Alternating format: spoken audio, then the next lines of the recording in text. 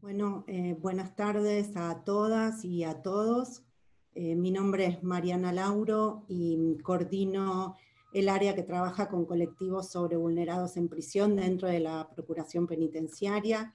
En nombre de todos los equipos de trabajo que componemos la Procuración Penitenciaria, les agradezco su atención y su participación para compartir la presentación de nuestro informe anual. Es oportuno resaltar que la Procuración Penitenciaria es un organismo público y autónomo inserto en el Poder Legislativo de la Nación por Ley 25875, cuyo objetivo fundamental es la protección de los derechos humanos de todas las personas privadas de la libertad en jurisdicción federal. Que las facultades de la Procuración también fueron fortalecidas mediante la Ley 26827, que crea el Sistema Nacional de Prevención de la Tortura. El informe anual que presentamos hoy ya fue presentado a los 3 poderes del Estado, y siempre es para nosotros un momento sumamente importante, porque no es solo la síntesis del trabajo de todos nosotros, sino también la oportunidad de visibilizar las violaciones a los derechos humanos dentro de las cárceles y centros de detención federales. Siempre nos gusta destacar también que el informe se nutre de la palabra de las personas presas, y visibilizar esta palabra es nuestra tarea fundamental, así que les vuelvo a agradecer su atención y su interés por nuestro informe. Están presentes en la presentación varios directores de la Procuración Penitenciaria que representan a los distintos equipos de trabajo que son los autores de este informe. Menciono algunos de ellos que también van a estar disponibles para contestar algunas preguntas que puedan surgir. Carlos Acosta y Rodrigo Borda de la Dirección Legal, Laura Bossert de la Dirección Legal Administrativa, Sebastián Pereiro y Julio Rodríguez de la Dirección General de Protección de Derechos Humanos, Alcira Daroqui de la Dirección de Investigaciones, Ricardo Lenta y Maximiliano Gijan de la Dirección de Administración, Mariana Gijan de la Dirección de Internacionales, Horacio Ravena de la Dirección de Institucionales y Alberto Volpi de la oficina que es nexo con el Comité Nacional. La presentación va a estar a cargo del Procurador Penitenciario, Francisco Muñolo, de la Directora del Observatorio de Cárceles, Marta Monclús, de la Directora General de Protección de Derechos Humanos, Andrea Triolo, y del Procurador Adjunto, Ariel Cejas Miliare. La dinámica que pensamos para la presentación es que los expositores desarrollen los ejes centrales del informe, que ya está disponible en nuestra página web, y luego destinar algunos minutos a algunas preguntas que los asistentes quieran realizar, las que les pido que escriban en el chat del Zoom, así yo puedo leérselas a los expositores al final de la exposición. Antes de pasarle la palabra al doctor Muñolo para dar comienzo a la presentación del informe, queríamos compartir con ustedes un pequeño video de resumen de las actividades de la Procuración durante el 2019.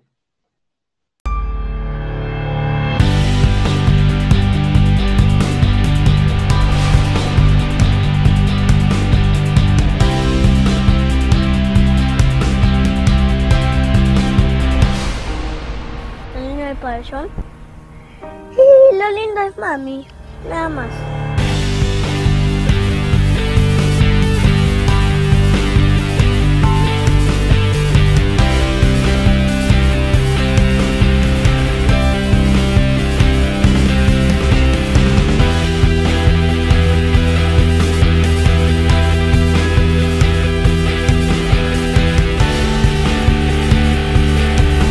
Pone el foco en las condiciones de servicio penitenciario que ya conocemos.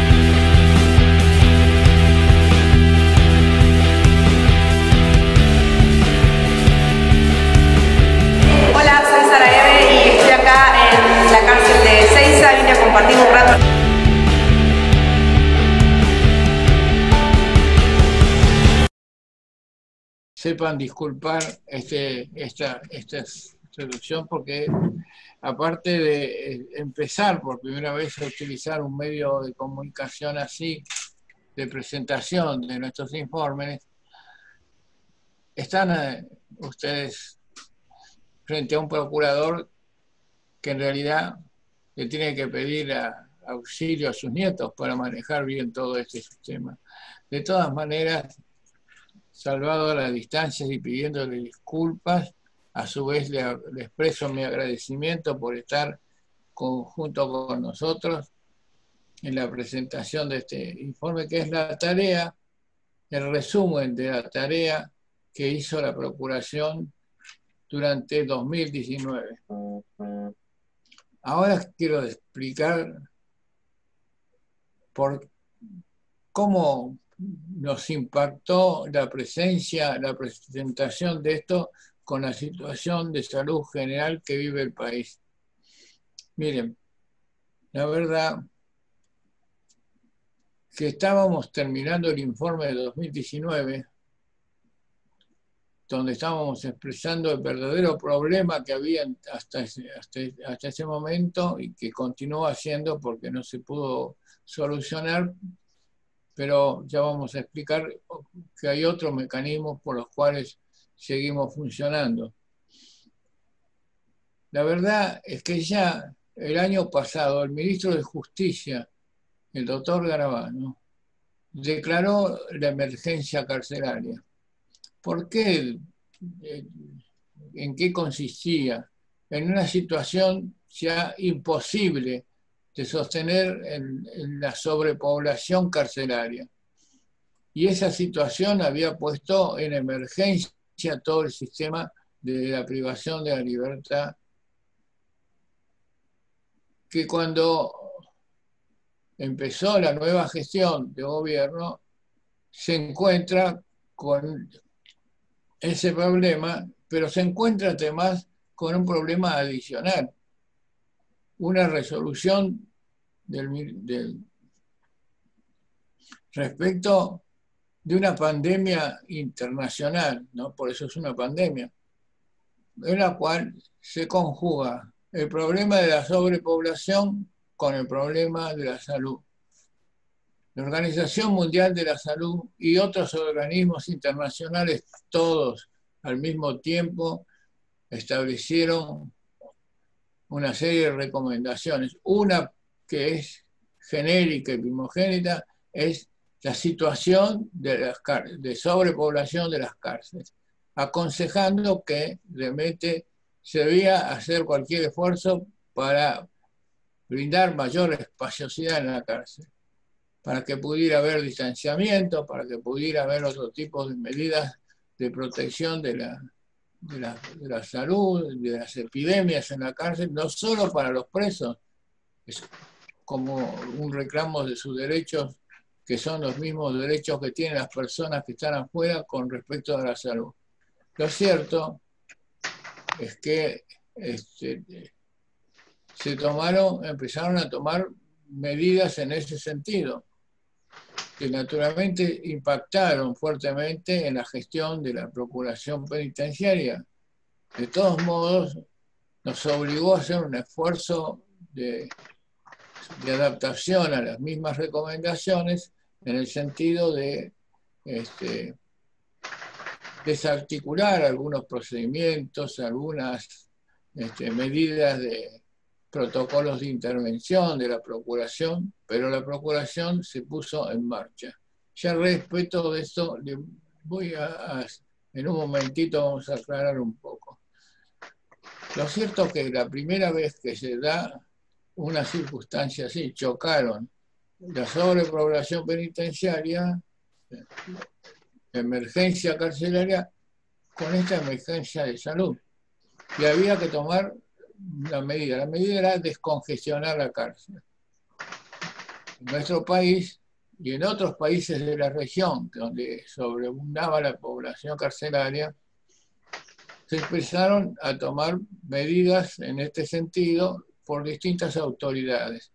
En nuestro país, lo que se decidió es que este digamos, situación de sobrepoblación se fuera desarrollando, evitando la posibilidad de tantas personas privadas de la libertad en un lugar, que se decidió que los procedimientos por los cuales se iba a ir despojando la cárcel de personas iba a ser una tarea responsable de los jueces.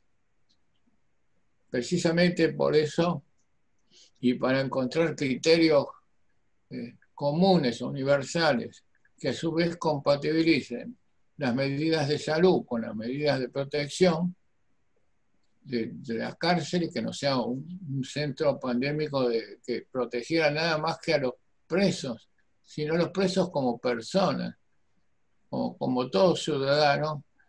Se dictó por los medios de la Cámara, tanto de la Cámara Federal como la Cámara Nacional, medidas que fueron observadas por los jueces, que debían analizar todos los casos por los cuales se daba una medida que siempre fuimos reclamando por mucho tiempo, pero que en realidad las medidas ahora se hacían en virtud de indicaciones de problema sanitario general, que es la prisión domiciliaria. Bien, esto también fue motivo de un control de la Procuración. Dentro de los márgenes de movilidad que se habían determinado para los organismos como los nuestros, la presencia de la Procuración se distanció, la concurrencia de la Procuración para establecer una precisión de las situaciones de la cárcel, los conflictos de los que no se estaban alcanzados, no estaban alcanzados por las medidas. Esto fue una tarea primera que nos costó muchísimo y de la cual se va a dar cuenta ahora en un minuto. Lo cierto es que todavía la situación no está resuelta y creo que no va a estar resuelta, como dicen algunos, más allá de determinados límites, que nos va a seguir todo el año, todo el próximo año. Todo depende de la capacidad que alguien encuentre, en el sentido de encontrar una vacuna, algún tipo de medio que nos proteja del contagio de esta enfermedad. Lo cierto también es que esto no solo movilizó a la Procuración, sino también a otros órganos del Estado, organismos, y hoy no hay todavía una situación, digamos, una política determinada. Se va construyendo a medida que el problema de salud se va solucionando. Y por esa razón, y porque es muy importante la situación de las cárceles, que permitan más distanciamiento, que permitan llevar adelante protocolos de salud que se han establecido, y la verificación de que se cumplan, y de que, a pesar de todo eso, lo que corroboramos que hay cierta persistencia en algunas prácticas y en algunas medidas que hacen que siga en cuestión la situación de la vigencia de los derechos humanos en la cárcel. Bien, con este motivo esencial es que le vamos a dar mucha importancia, tal vez, a esta situación de hoy, y que no correspondería conforme los tiempos del informe. Pero la vamos a relacionar, esas cuestiones de los trabajos que hicimos el año pasado y la situación actual, que no está definida. Simplemente hace que reflexionemos mucho sobre la situación de la salud en general y también en particular de los centros como como las cárceles, que son ámbitos propicios para la propagación del sistema. Por eso, lo que vamos a hacer a continuación, y a pedido mío, he establecido de que algunos directores, el procurador penitenciario adjunto y algunos procuradores, nos hagan una síntesis breve de los contenidos del informe, más que desarrollarlos, sino simplemente el tratamiento de los informes y cómo se relacionan eso con la situación actual.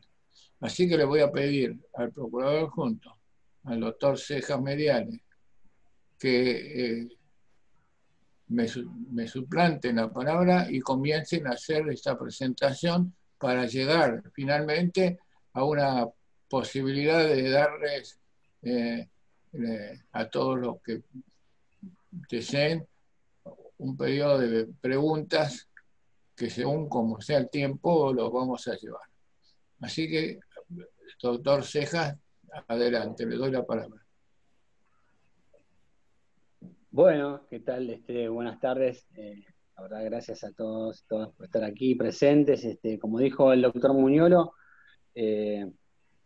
seguramente después Marta va a hablar más sobre el tema del informe 2019, pero bueno, el informe termina el 31 de mayo y la verdad han pasado bastantes cosas en estos meses del 2020.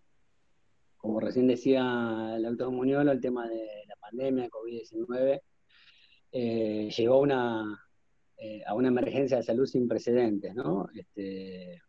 Y las cárceles constituyen unos lugares de mayor concentración, ¿no?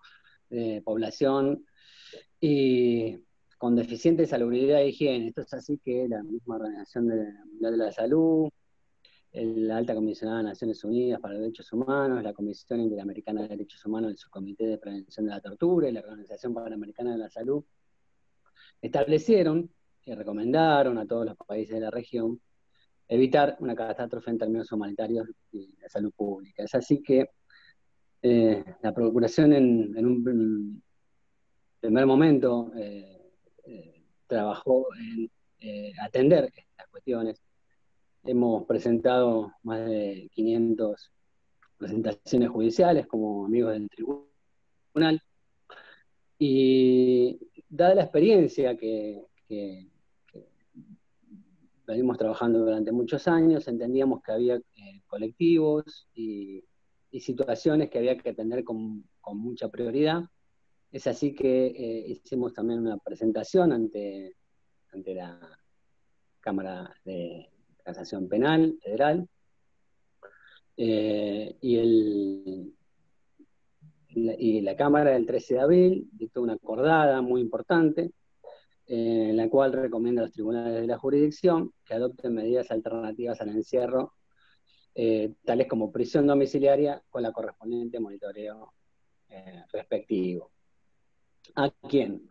A personas en prisión preventiva por delitos de escasa lesividad o no violentos, que no representan un riesgo significativo y que hayan superado ostensiblemente los plazos previstos para la 24390. Personas condenadas por delitos no violentos, próximas a cumplir la pena impuesta, personas condenadas por delitos menos de 3 años, mujeres embarazadas o con hijos, personas en condiciones de acceder a la libertad condicional, a la libertad asistida, y sobre todo personas con mayor riesgo a la salud como adultos mayores, personas con discapacidad y que puedan exponerlas a un mayor riesgo de complicaciones graves por el COVID-19. La Cámara Nacional de Casación Penal también emitió una resolución en este sentido, que también hay que destacarla. Estas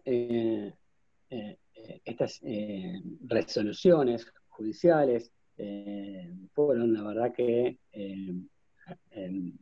tomadas muy bien por algunos juzgados de ejecución, algunos tribunales, Y la verdad que se han revisado muchísimos casos, y, por ejemplo, para dar unos datos, en el mes de febrero teníamos 14.157 presos federales, hoy tenemos 11.775, es decir, más de 2.000 detenidos han egresado de alguna manera del Servicio Penitenciario Federal. Pero también hay un dato muy importante, que es que el nivel de ingresos ha disminuido ostensiblemente. Fíjense en los ingresos, los egresos, por ejemplo, en la segunda quincena del mes de marzo fueron de 363, 355 en la primera quincena de abril, 724 en la segunda quincena de abril, 887 en la primera quincena de mayo. Pero los ingresos fueron muchísimo menores. En el mes de abril, por ejemplo, fueron de 217 y en el mes de mayo 272. Si comparamos esto con el año 2018, donde hubo 1.306 ingresos, y en el 2019 1.147 ingresos, esto nos lleva a, estos dos elementos nos lleva a poder tener este número de despoblación, digamos, de detenidos.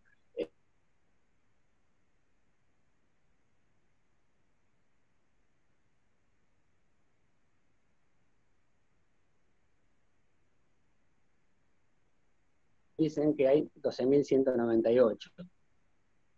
Pero la Procuración Penitenciaria reitera, como muchos informes anuales de los distintos años, que una cama no es una plaza, y en muchas ocasiones se administra arbitrariamente los cupos declarados. Un cupo no es solamente una cama, sino es un espacio vital, de ventilación, higiene, luminosidad, etc. Además, hay muchas cárceles en las que resulta imposible adoptar medidas de distanciamiento social para evitar la propagación del coronavirus. En particular, el complejo penitenciario de la ciudad de Buenos Aires tiene niveles de hacinamiento altos.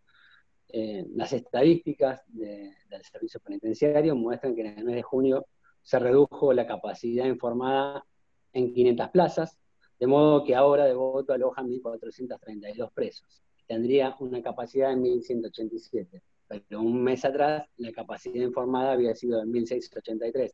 Esto es un fiel reflejo que decía a veces de el arbitrio en los cupos destinados. También es importante destacar que Devoto, el gimnasio de Devoto, que es ahora denominado Pabellón 53, está destinado en camas y en infraestructura para un eventual, esperemos que no, un eventual contagio masivo. Lo que no se permite, por ejemplo, en otras unidades, con lo cual hay distintas problemáticas según la unidad y la jurisdicción.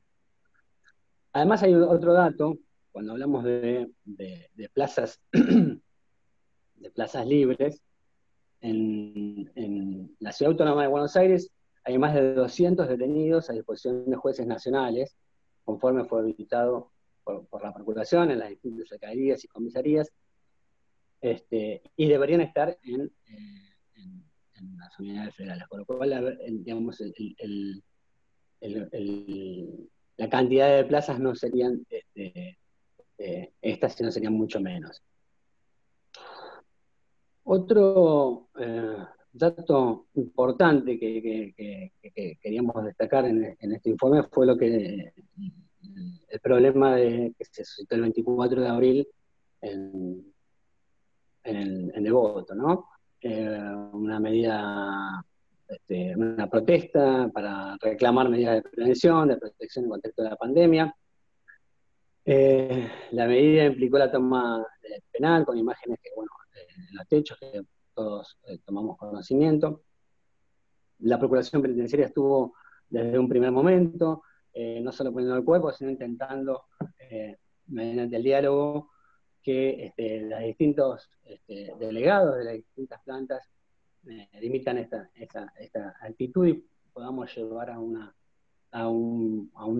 mesa de diálogo para acordar distintos puntos. La verdad que se trabajó muy bien con el Ministerio de Justicia, con el Servicio Penitenciario, con la Comisión de Cárceles, el Comité Nacional de Prevención de la Tortura, la Asociación de Familiares. Se acordó esta importante mesa. Allí se señaló que se debe garantizar un abordaje de la pandemia en prisión en términos de salud pública, una atención médica en las mismas condiciones que en el medio libre. Además, la Procuración sostuvo que resultaba fundamental que los jueces revisen disposiciones de encarcelamiento de las personas detenidas. La verdad que esto se trabajó muy bien. Quiero destacar los jueces de ejecución que estuvieron presentes, el doctor Morín, presidente de la Cámara de Casación Nacional, también estuvo el doctor Hornos. La verdad que se trabajó durante muchas semanas en estas cuestiones. Y otro punto que quería, que no podemos dejar de pasar, son los heridos con balas de plomo que hubo en la represión en el motín. La verdad que este es un hecho inaceptable. Hubo dos detenidos que fueron heridos gravemente, uno con una herida, una bala en el pulmón, otro en la cadera, que ya no va a poder caminar. Los médicos de la Procuración estuvieron revisando los heridos, fueron por los distintos hospitales, constataron estas lesiones. Abogados de la Procuración también tuvieron un diálogo con las personas heridas, y por supuesto presentamos la correspondiente denuncia penal y nos constituimos como parte querellante.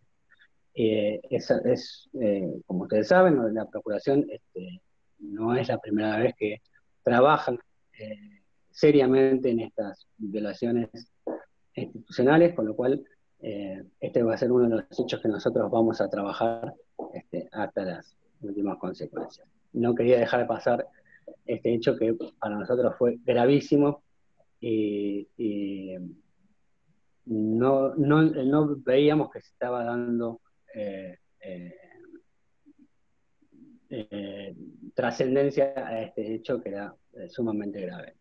Bueno, no me quiero extender más. Le paso la palabra a Marta Monclús. Muchísimas gracias.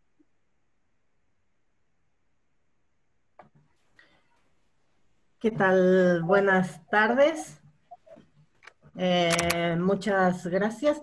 Yo voy a hacer referencia a 4 ejes en particular que se abordan en el informe anual de la Procuración Penitenciaria de 2019.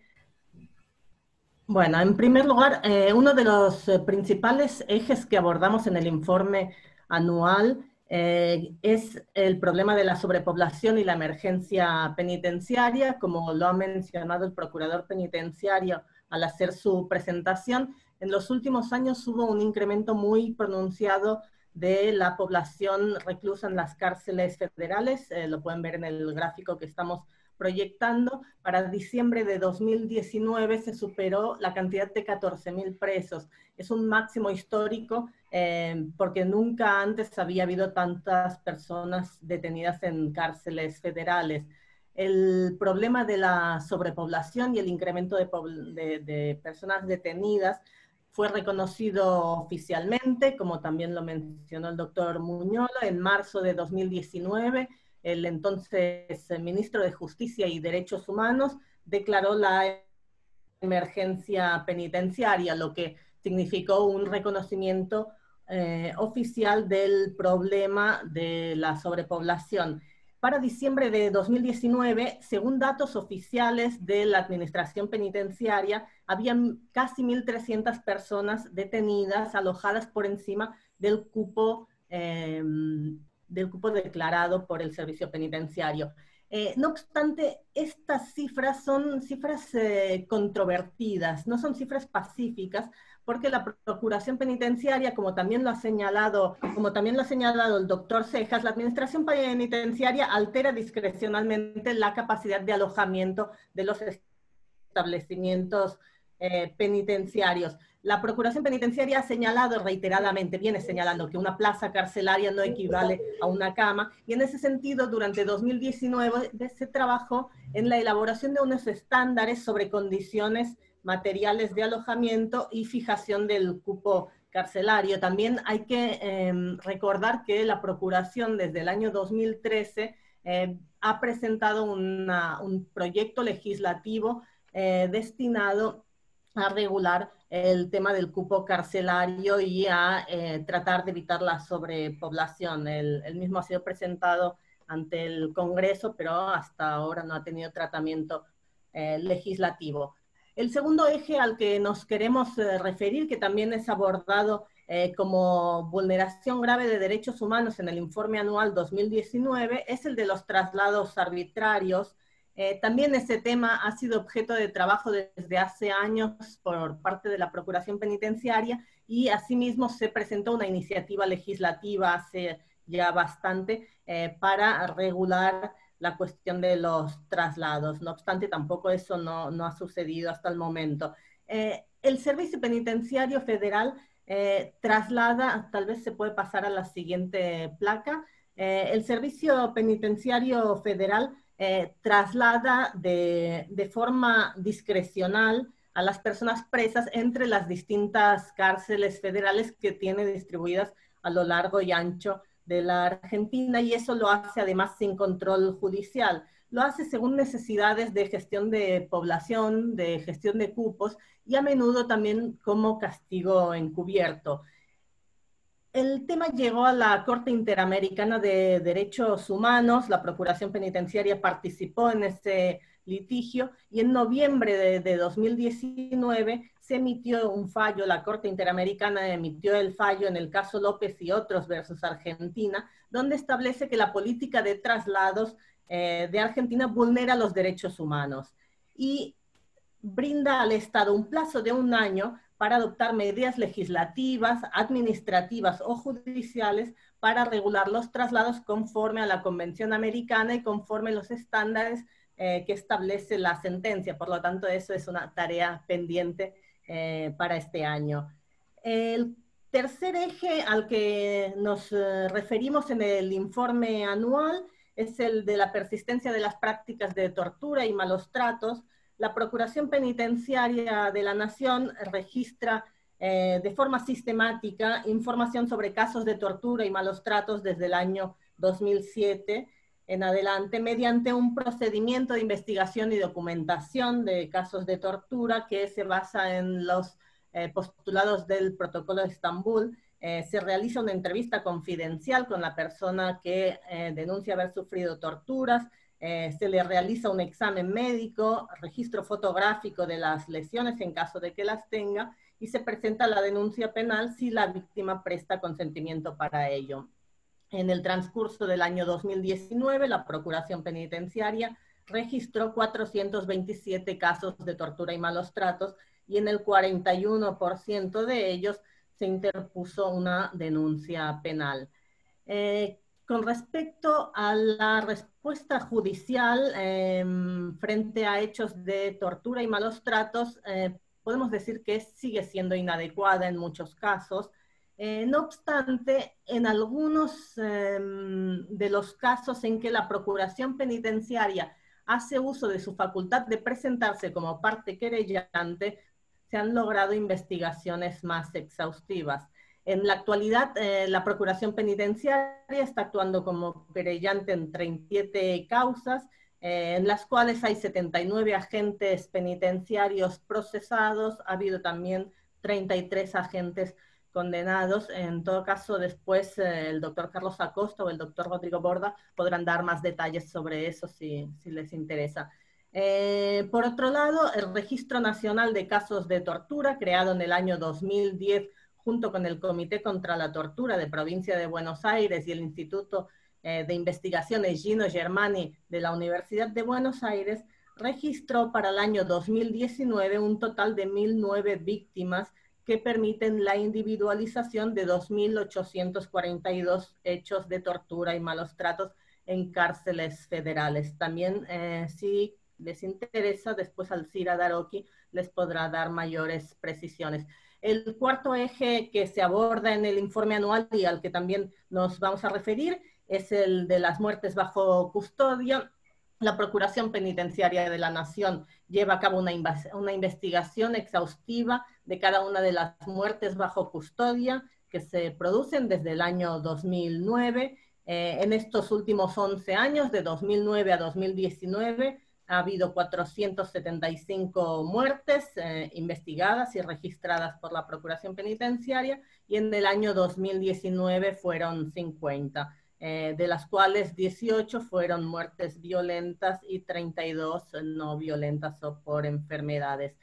El informe anual además también se refiere a vulneraciones en el acceso a derechos económicos, sociales y culturales, como el acceso al trabajo, el acceso a la educación o el acceso a la salud.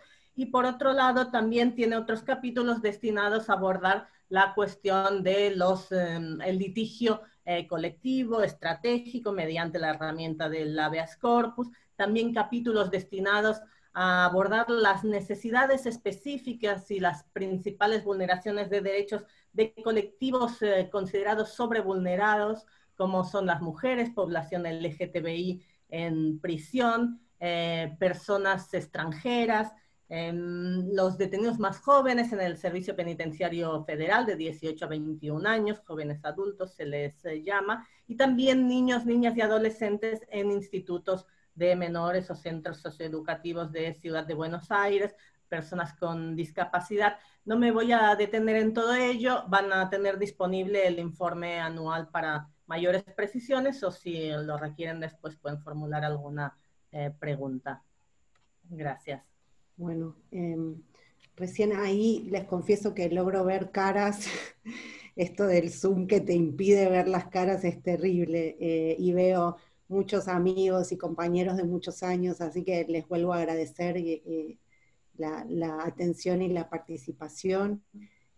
También sé que está escuchando atentamente la doctora Garrigós, a quien aprovechamos para felicitar por su designación y ponernos a disposición para trabajar por los derechos de las personas presas.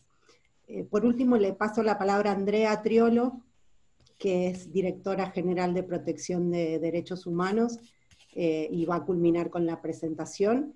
Y bueno, les reitero que si alguno tiene alguna pregunta, la pueden hacer mediante el chat del Zoom y yo se las transmito a los expositores cuando termine de hablar Andrea. Hola, ¿qué tal? Buenas tardes a todos, a todas. Yo también les quiero agradecer el compartir con nosotros este encuentro tan importante, donde damos cuenta del trabajo de todo un año de mucho compromiso y de mucho esfuerzo. Así que también me sumo al agradecimiento que recién expresó Mariana. Yo les voy a contar un poco cómo ha venido trabajando la Procuración desde el comienzo de la pandemia, complementando un poco algunas de las líneas que ya planteó Ariel. Pensar en términos de monitoreo en este contexto, la verdad es que implicó un desafío en sí mismo que nos llevó a replantear los modos de abordaje del organismo, a adaptar las formas de trabajo conocidas hasta el momento, a repensar métodos y enfoques, y a incorporar nuevas medidas de planificación y de cuidado que nos permitan de alguna manera continuar con nuestra labor de protección de los derechos de las personas privadas de libertad. Estos nuevos sistemas de trabajo que fuimos armando tenían que tener claramente una característica fundamental que tiene que ver con la flexibilidad para poder adaptarse al dinamismo que este contexto requiere. Así que, además de todo este cambio y de todo lo que la pandemia trajo, también necesitábamos ir ajustando los sistemas de trabajo que íbamos implementando. Por supuesto que la situación de las personas privadas de libertad, es sabido para todos los que estamos acá, conlleva una situación de especial vulnerabilidad frente al avance del COVID, debido a las situaciones de hacinamiento, a las condiciones de detención vinculadas a los elementos, vinculadas a las cuestiones de higiene, a la entrega de elementos de higiene, tanto personal como para el aseo del espacio, a las cuestiones de infraestructura, que resultan espacios muy propicios para la propagación del virus. Si a esto le agregamos la falta de información, la suspensión de las visitas, la restricción de actividades que sin duda pueden generar en situaciones de violencia, hace que el rol de los organismos de control cobren vital importancia.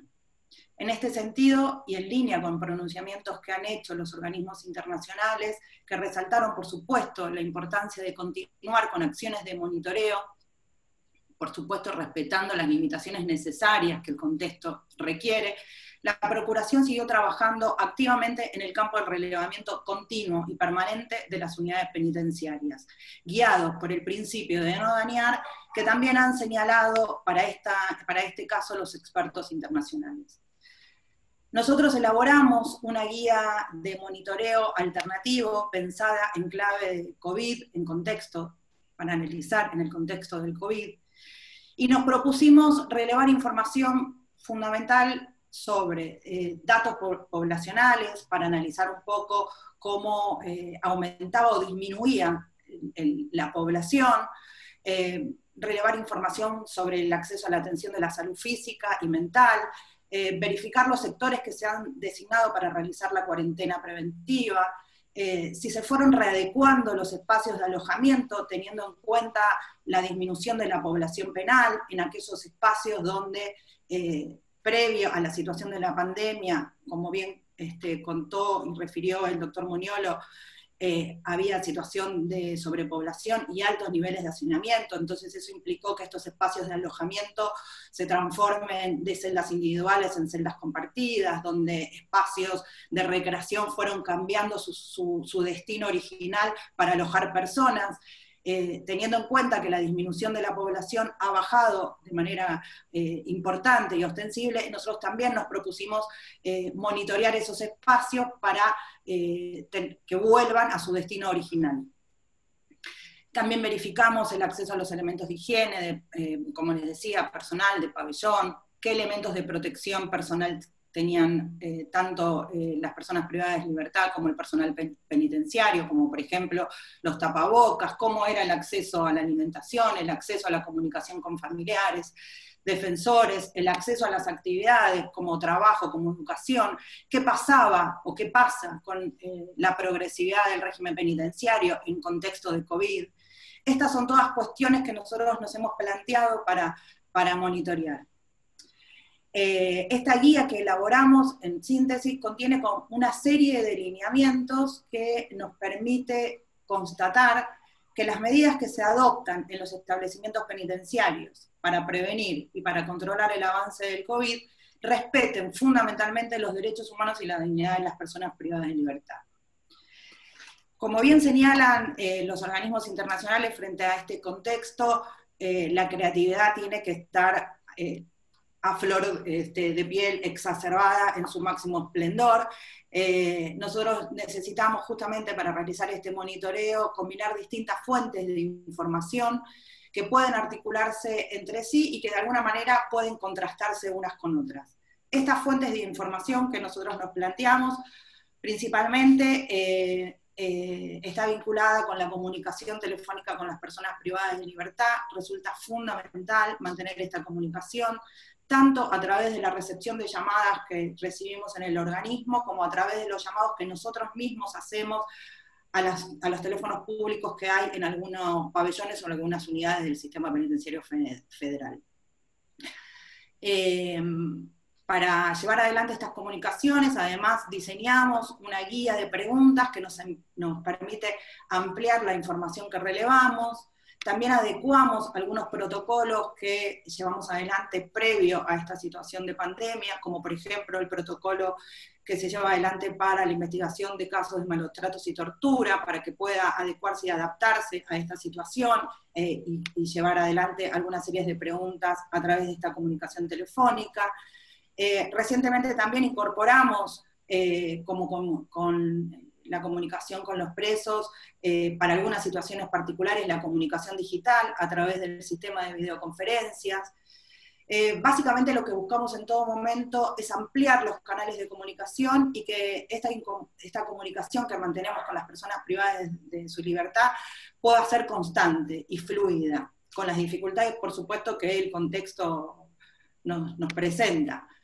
Desde el comienzo de la pandemia nosotros recibimos un promedio de 2.000 llamadas mensuales, que derivó en 950 intervenciones. Esta diferencia entre las llamadas y las intervenciones tiene que ver con que en muchos casos se repiten las llamadas para averiguar información que nos pidieron. La mayor cantidad de demandas se concentró en la dificultad para el acceso a la justicia y el acceso a la salud. Y sobre esas líneas es donde nosotros fundamentalmente hemos puesto foco para trabajar en distintos tipos de intervenciones. Como les decía, la guía de monitoreo que nosotros armamos combina diferentes fuentes de información. Les decía que la primera y la fundamental tiene que ver con la comunicación con las personas privadas de libertad. Otra fuente de información está vinculada a la articulación que desde el organismo hacemos con organizaciones de la sociedad civil, con familiares, con el Ministerio Público de la Defensa y con otros actores que también trabajan la temática y resultan clave para intercambiar información y hacer más fluida esta comunicación. Por supuesto que también es importante el diálogo que mantenemos con las autoridades, tanto penitenciarias como políticas, e intercambiamos información, requerimos información que sirvan, y hacemos aportes que sirvan a la contribución de solucionar problemas que nosotros identificamos.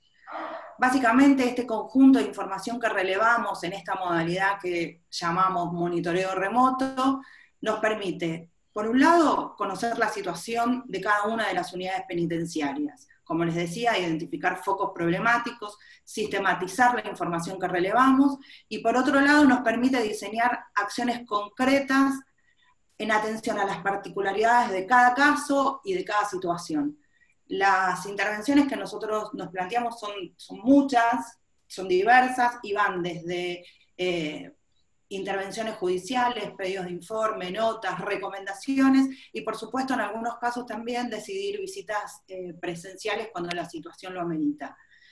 En el caso que decidamos estas visitas presenciales, elaboramos un protocolo específico que tiene en cuenta medidas de prevención y de cuidado que han sido establecidas por las autoridades sanitarias. Para ir cerrando un poco la exposición y no hacerla tan largo y dejar un poco el espacio abierto a las consultas, sí creo importante aprovechar este espacio para destacar algunas de las recomendaciones que hizo la Procuración Penitenciaria en este contexto, en particular aquellas que tuvieron que ver con ampliar las comunicaciones telefónicas de las personas privadas de su libertad con sus familiares, y aquellas que tuvieron que ver con garantizar el cuidado de la salud de las personas privadas de libertad en contexto de la pandemia. La suspensión de las visitas tuvieron un impacto muy fuerte dentro de la cárcel, por lo que implica, por supuesto, para la vida de las personas privadas de libertad y para sus familias, ese contacto que tienen cada vez que se produce el encuentro en las visitas. Nosotros sabemos principalmente lo importante que es, tanto para las familias como para el preso, ese momento de encuentro, y que ese encuentro tiene mucho más que ver con lo emocional, con el acompañamiento, también tiene que ver con lo que las familias complementan y aportan a la vida cotidiana de la persona privada de libertad en términos de alimentación, en términos de comunicación, Entonces, entendemos que esta ausencia, en el marco de estas ausencias de las visitas, las comunicaciones telefónicas se transforman casi en la vía exclusiva de contacto entre las personas detenidas, sus familiares, y también con el resto del mundo exterior, sea defensores, sean juzgados, sean amigos, con el resto del mundo exterior.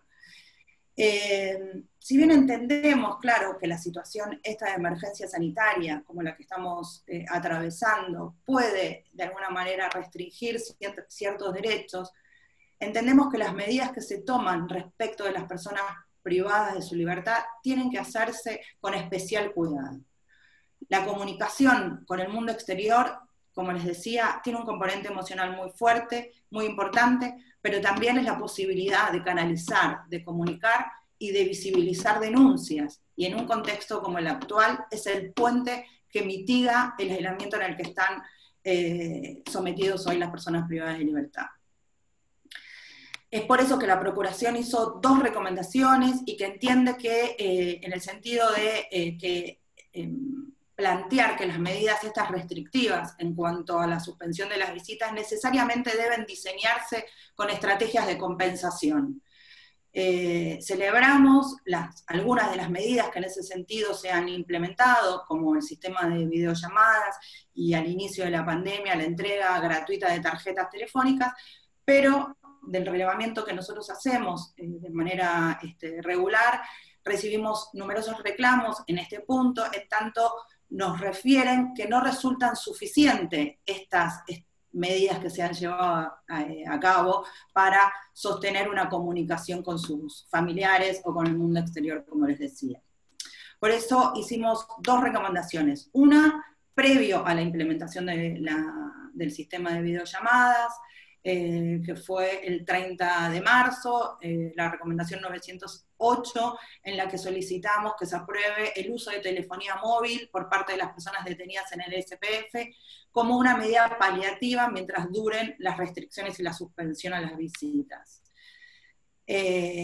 Luego aparece esta disposición o este protocolo de la implementación de videollamadas, que de alguna manera viene a compensar esta ausencia de las visitas y esta dificultad frente a la comunicación, y como les decía, que en el marco de nuestro reglamento nosotros seguimos identificando un problema, una dificultad en el acceso a la comunicación, hicimos otra recomendación el 2 de junio, solicitando la instalación de líneas telefónicas que permitan la recepción de llamadas en todos los sectores de alojamiento del Servicio Penitenciario Federal.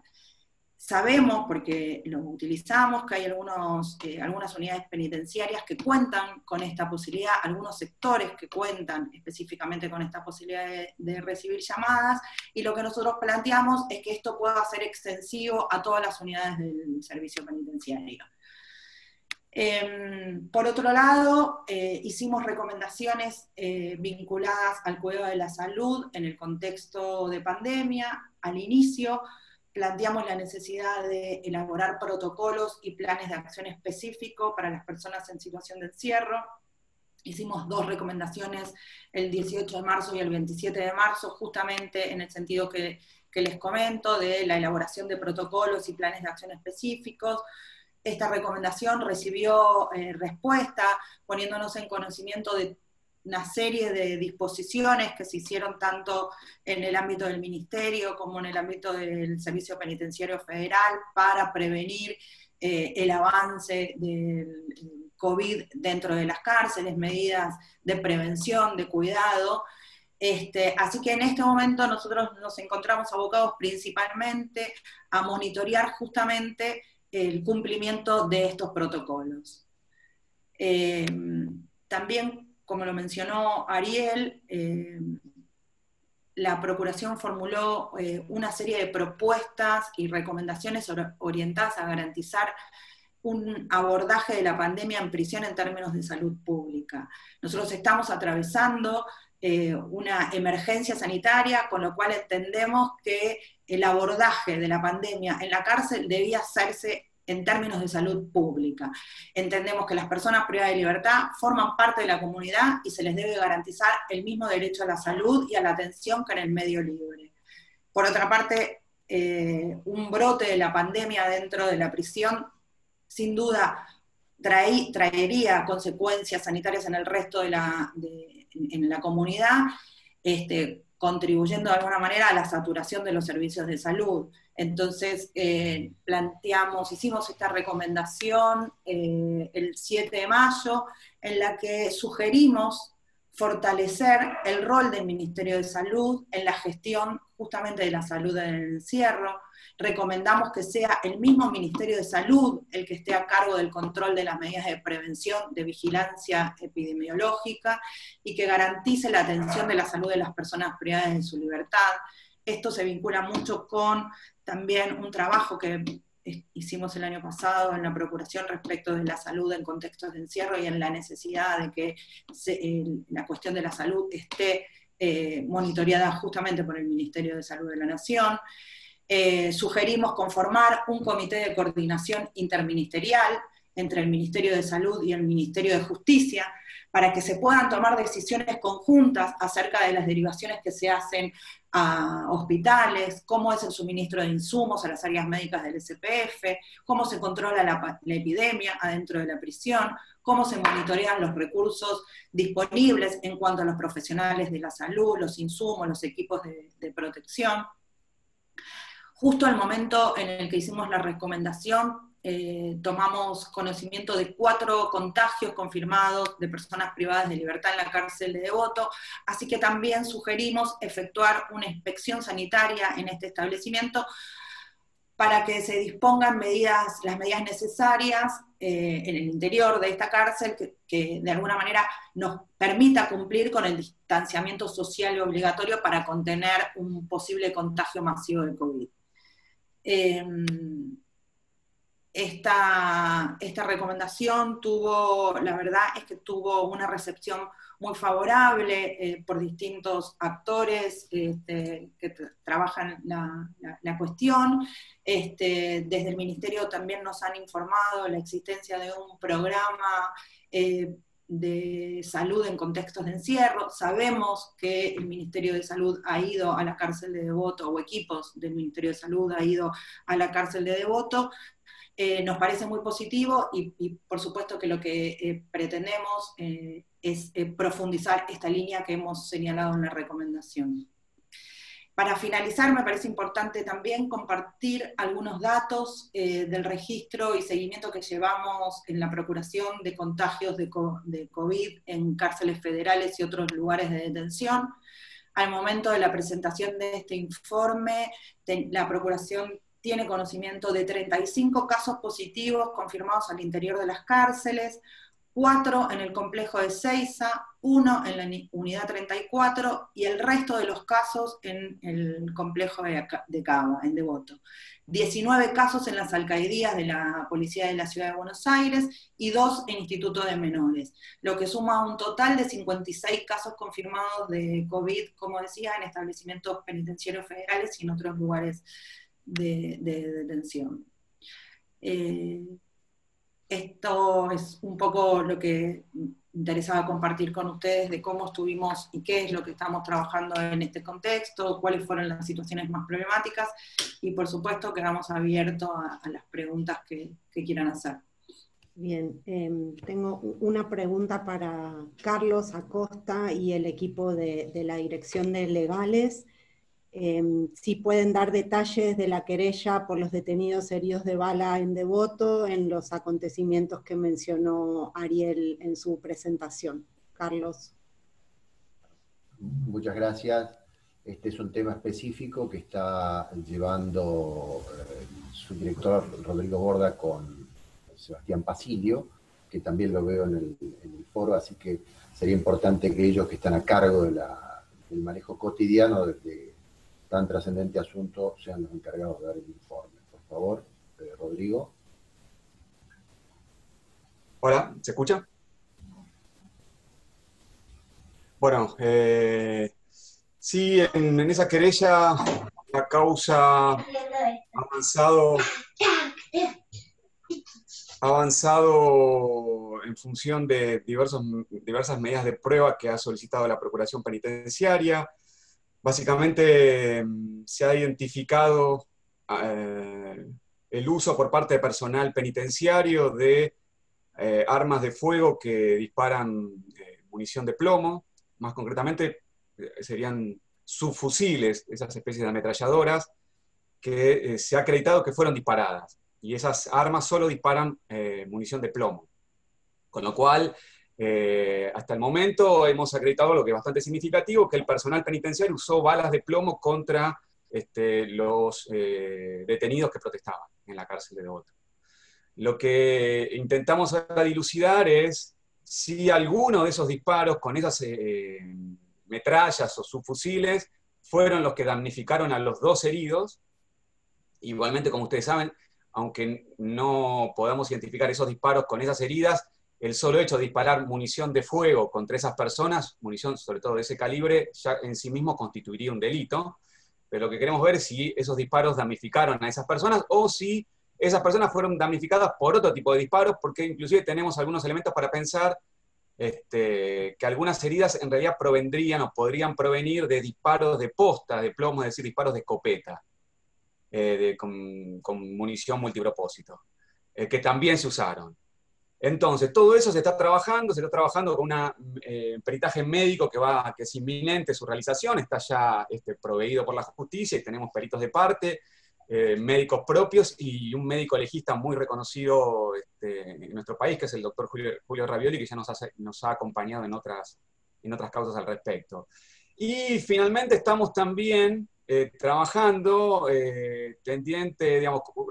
recolectando pruebas tendiente a dilucidar varias otras cosas que están vinculadas también con comprender si esto fue la iniciativa, digamos, particular o individual de algunos funcionarios penitenciarios que por motu propio decidieron reprimir de esa manera y con ese tipo de munición, que sería la versión que la anterior gestión del servicio penitenciario habría, digamos, planteado en el expediente, o si en realidad esto se debió a, digamos, directivas que tuvieron que ver, no diría con disparar munición de plomo, pero sí, digamos, con reprimir duramente esa protesta que, insisto, aunque no podamos acreditar o no pueda suponerse que la orden fue disparar munición de plomo, si la directiva no fue, digamos, lo suficientemente clara, diligente y con los controles que para ordenar semejante cosa debió hacerse, la responsabilidad por negligencia debe también reprocharse o punirse. Y eso nos obliga a, digamos, reconstruir una serie de órdenes del día y directivas y demás que con la anterior gestión no hemos tenido demasiado resultado porque la información que han prohibido al expediente no ha sido lo suficientemente exhaustiva y completa e incluso lo suficientemente veraz. Hemos planteado y lo planteamos en la causa, que no era lo suficientemente veraz alguna de las informaciones y aportes que hacía el servicio penitenciario, por eso pedimos inclusive allanamientos que hace varios meses se llevaron a cabo, digamos, órdenes compulsivas de búsqueda de pruebas, porque no estaba colaborando como debía el servicio penitenciario. Tenemos expectativas que con la nueva gestión, digamos, el vínculo nuestro en esta causa con el servicio y sobre todo, digamos, que la respuesta del servicio penitenciario a la justicia sean de otra calidad. No sé si Sebastián quiere agregar alguna cuestión más puntual, tampoco yo quiero dilatarme mucho más, pero bueno, es un poco lo que podemos contar de esta investigación. Quizás Sebastián quiera agregar algún detalle que, no sé, lo que ustedes digan. Buenas tardes.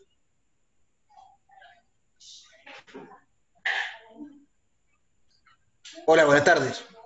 La descripción que ha hecho Rodrigo es sumamente exhaustiva respecto del estado actual de la causa, donde fundamentalmente estamos en este momento intentando conseguir información suficiente por parte de la nueva gestión del servicio penitenciario para empezar a acercarnos a la determinación de quiénes fueron los tiradores, y también para verificar las responsabilidades posibles por parte de autoridades superiores. Pero entiendo que la descripción ha sido sumamente exhaustiva. Sí, tengo una pregunta para Ariel. Si ha disminuido la población penal durante la pandemia y cuáles son las lecturas que tiene la Procuración respecto de esta disminución. ¿Ahí se escucha? Sí. Bueno, un poco lo habían manifestado anteriormente, la disminución fue considerable, en más de 2.000 personas. Acá tengo un extracto, digamos, de la cantidad de cómo se dieron los egresos, ¿no? Por arrestos domiciliarios hubo un 37%, 540 casos, libertad sin especificar hay 471, agotamiento de pena 161, libertad condicional 155, excarcelación 55, libertad asistida 52.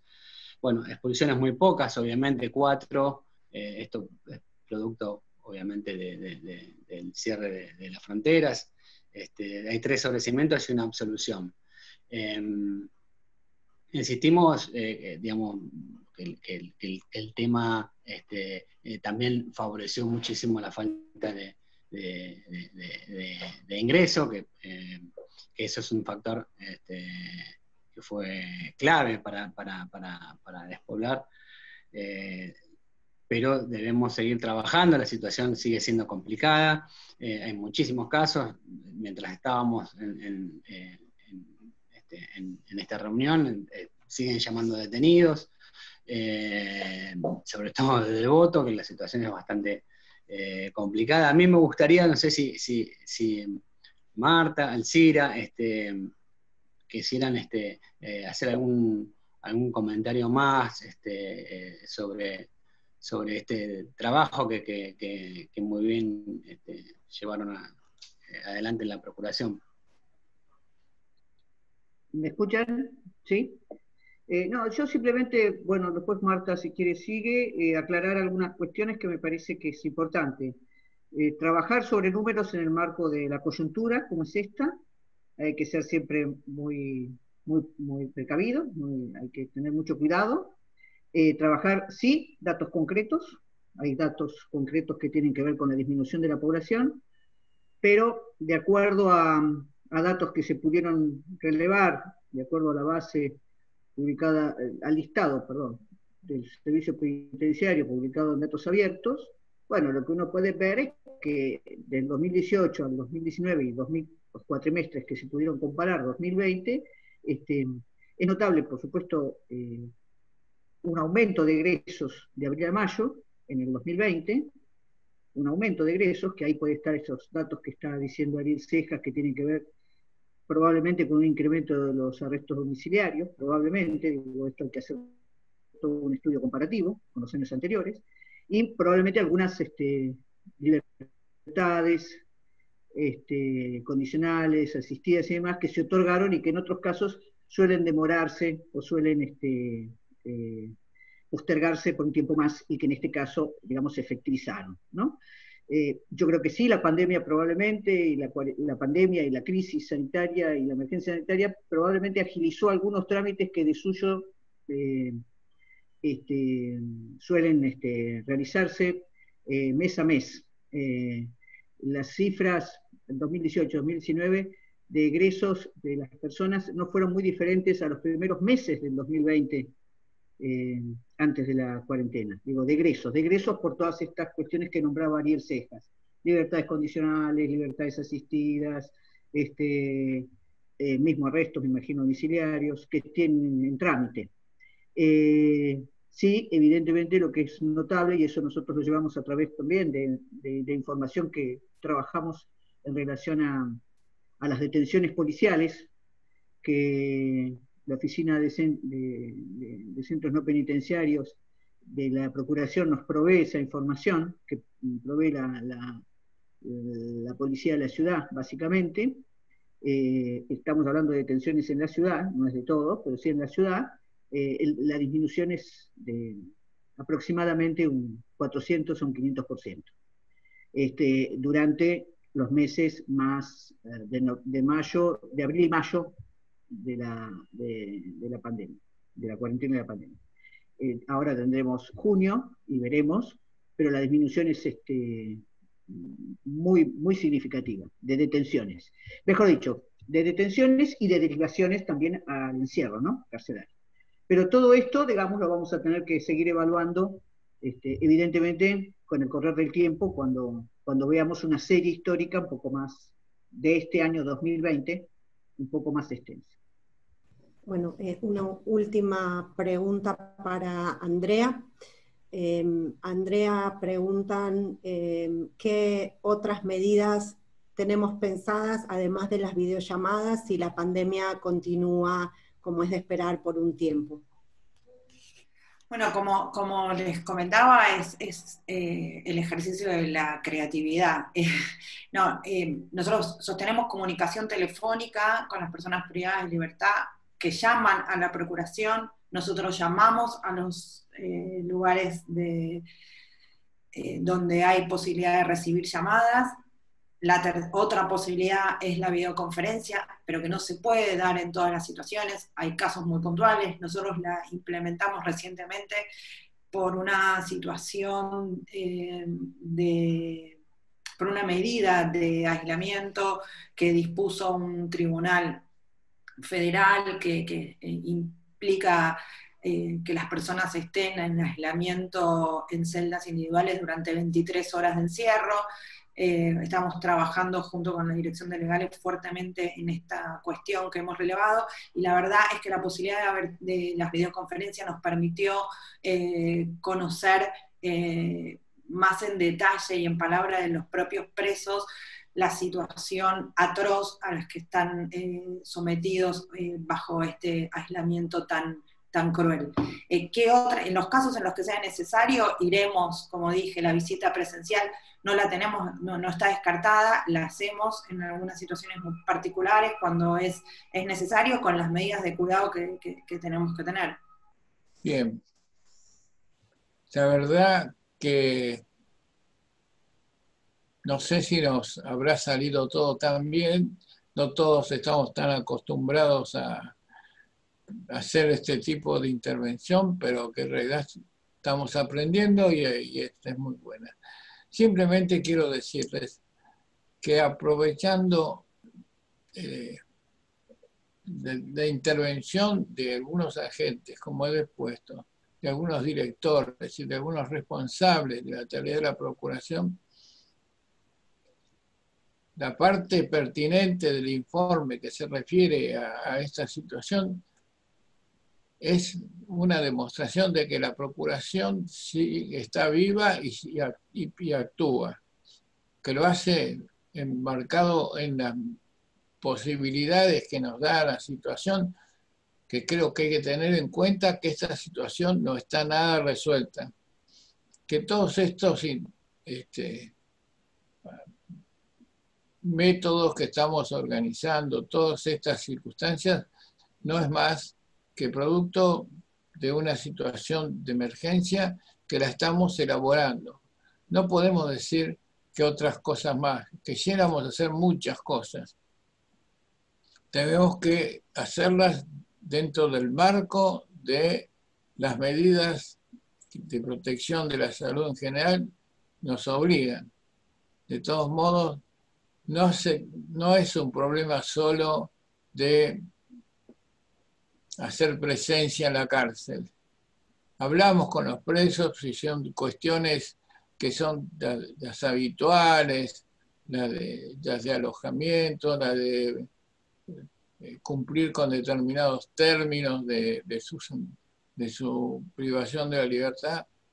Bueno, eso lo hacemos y seguimos en todos los aspectos actuando, ya sea ante la justicia, en la situación especial de una justicia que está también en una situación de funcionamiento bastante relativa.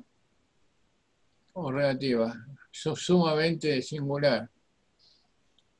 Por otra parte, lo mismo podemos decir de las situaciones que tiene que llevar adelante el servicio penitenciario. Comprendan que la pandemia ha impactado fuertemente en las cárceles y que no estaba previsto, como no estábamos previsto ninguno de eso, y empezar a armar un protocolo de intervención, un protocolo que obligaba a tener determinadas circunstancias y en las cuales se debía proteger no solo a los presos, sino también a los penitenciarios. Entonces, todas estas medidas están generando nuevas